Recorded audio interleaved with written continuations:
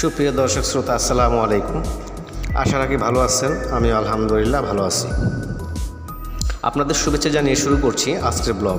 আজকের ব্লগটি গুরুত্বপূর্ণ, কারণ আপনারা দেখছেন লতা পাতা ও গাছগাছালির ভিডিও ও গ্রামীণ ব্লগ। দর্শক, গ্রামের বাড়ির আনাচে কানাচে চোখে পড়বে বিভিন্ন প্রকৃতির লতা পাতার গাছ। বাড়ির আঙ্গিনা বা উঠান যেদিকে চোখ যায় শুধু গাছ আর গাছ। লতা পাতা কোনো আগাছা নয়, সবই ঔষধি গাছ। জীবন রক্ষাকারী মহৌষধ হিসেবে পরিচিত তুলসী পাতা সহ আকনাদি লতা, পুঁই শাক, কদম গাছ, মরিচ গাছ, আনারস গাছ, কাঠবাদাম গাছ, বুটমরিচ, পেঁপে গাছ, বেগুন গাছ, কুমড়া গাছ ও দেশি কাগজি লেবু গাছ এর সবই নিত্য প্রয়োজনীয়। এগুলো সবজি সহ নানা প্রকার গাছগাছালি যা আমরা অবহেলা করে থাকি।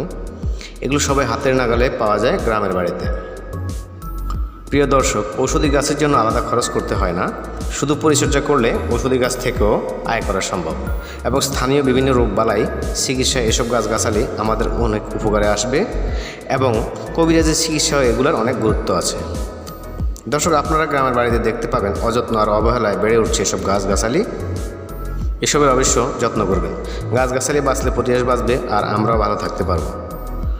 আজ এই পর্যন্ত। আশা করি ভিডিওটি আপনাদের উপকারে আসবে। ভিডিওটি ভালো লাগলে শেয়ার করবেন। আপনারা ভালো থাকবেন সেই কামনায় আজকের মতো এখানে বিদায় নিচ্ছি।